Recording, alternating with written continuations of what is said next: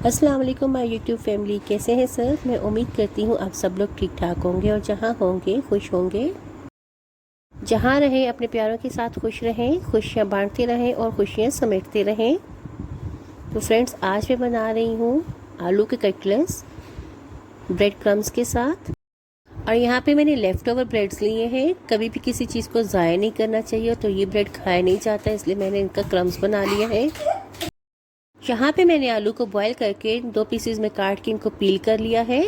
और आलू को पील करने के बाद मैंने आधे घंटे के लिए इनको फ्रिज में रखे थे। आलू को फ्रिज में रखने से ये होता है कि हमारे कटलेट्स बहुत अच्छे बनते हैं। और उसके बाद सब्जियों में मैं यहाँ पे ले रही हूँ अनियन को मैंने यहाँ पे चॉप करके रखा हुआ है। शिमला मिर्च मैंने यहाँ पे ली है, हाफ शिमला मिर्च मैंने लिया और उसको भी मैंने इस तरह से क्यूब्स की शेप में काट लिया है। आप इसी शेप में काटिएगा। सब्ज़ मिर्च लिए यहाँ पे मैंने सब्ज़ और सुर्ख मिर्च का कॉम्बिनेशन लिया है। सब्ज़ धनिया लेके काट के रखा है और 2 अदद लीमू लिए हैं मैंने।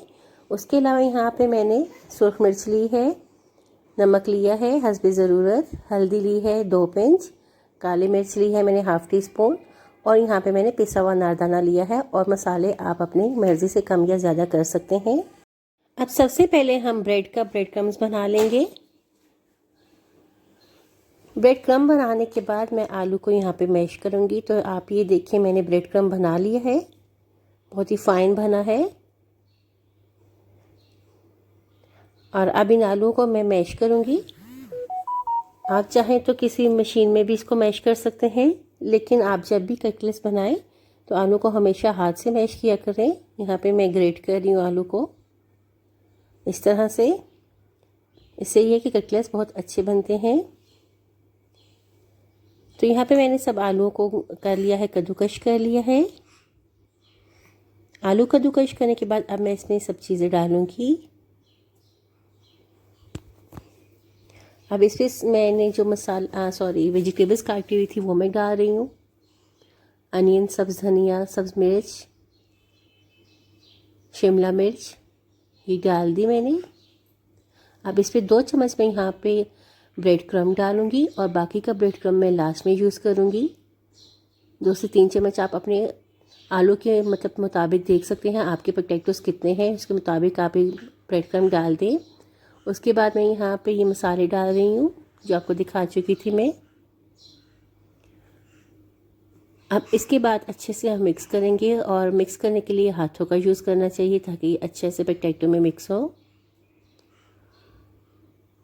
तो और इसके अलावा मैंने यहाँ पे जो आपको स्टार्ट में लीमू दिखाए थे वो भी मैं इस पर डाल चुकी हूँ। अगर आप लीमू डालना चाहें तो डालें और अगर आप स्किप करना चाहें तो वो स्किप भी कर सकते हैं। तो चलिए अब हम कटलेट्स की शेप बनाते हैं, कबाब बनाते हैं।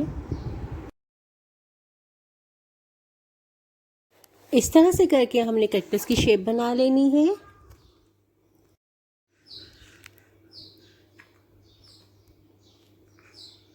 इसी तरह से हम सारे कटलेट्स बना लेंगे।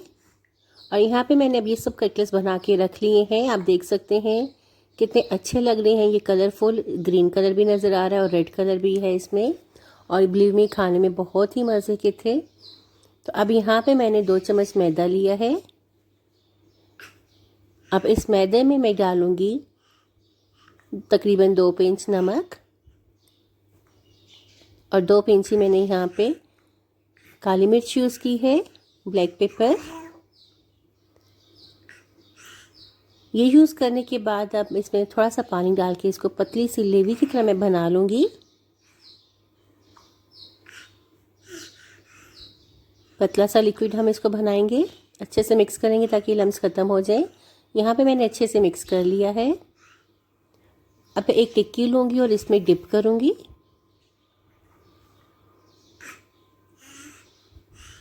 डिप करने के बाद अब उसी टिक्की को मैं ब्रेड क्रम्ब में कर रही हूँ। इसके ऊपर सब ब्रेड क्रम्ब लगा रही हूँ और हमने यहाँ पे हल्का हल्का ब्रेड क्रम्ब लगाना है, ज़्यादा नहीं लगाना, क्योंकि ज़्यादा लगा हुआ ब्रेड क्रम्ब जो होता है वो फिर फ्राई करने के टाइम पे उतर जाता है और फिर सारा तेल भी ख़राब होता है।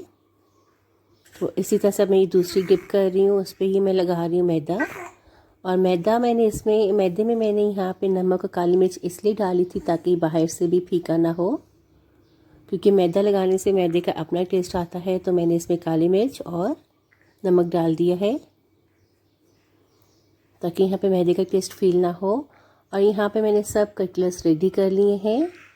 इस स्टेज पे आके अब मैं आधे घंटे के लिए इनको फ्रीज़र में रखूँगी। अगर आपके पास टाइम है तो आप इसको फ्रीज़र में रख सकते हैं, अगर आपके पास टाइम नहीं है तो आप इसको उसी टाइम फ्राई कर सकते हैं। और यहाँ पे आधा घंटा हो चुका है। ये मैंने आधे घंटे बाद फ्रीज़र में रखने के बाद आधे घंटे बाद निकाले और अब मैं इनको फ्राई करने लगी हूँ। ऑयल यहाँ पे गर्म हो चुका है तो हम इस पर कटलेट्स डालते हैं। 1 बाय 1 मैं इसमें कटलेट्स डालती जाऊँगी।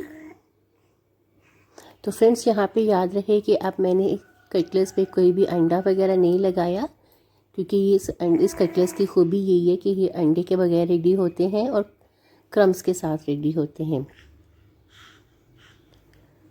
बहुत ही मज़े की, बहुत ही डिफरेंट ये रेसिपी है। आप ज़रूर ट्राई कीजिएगा और मुझे बताइएगा आपको कैसी लगी। हमारे कटलेट्स बिल्कुल भी यहाँ पे टूटेंगे नहीं, क्योंकि हमने क्रम्स इसके अंदर भी डाले थे और बाहर भी मैदा और क्रम्स लगाया, मैदे और क्रम्स की कोटिंग की है। तो डालने के बाद कम से कम आप 1 मिनट का रेस्ट दिया करें ताकि ये टूट ना जाए। अगर हम फ़ौरन से डालने के फ़ौरन से बाद हम इसको उल्टाते हैं तो ये टूट जाते हैं। तो 1 मिनट का मैंने यहाँ पे रेस्ट दिया था और उसके बाद मैंने इसको उल्टाया। देखें कितना अच्छा गोल्डन सा कलर।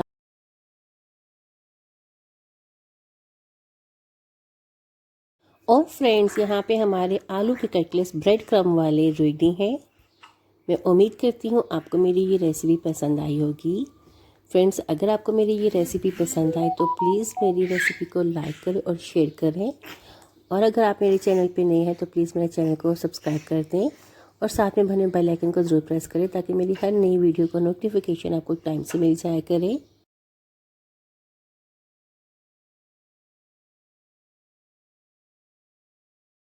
मिलती हूँ मैं आपसे अगली एक नई वीडियो में एक नई रेसिपी के साथ। मुझे इजाज़त दें, अपना बहुत सारा ख्याल रखिएगा।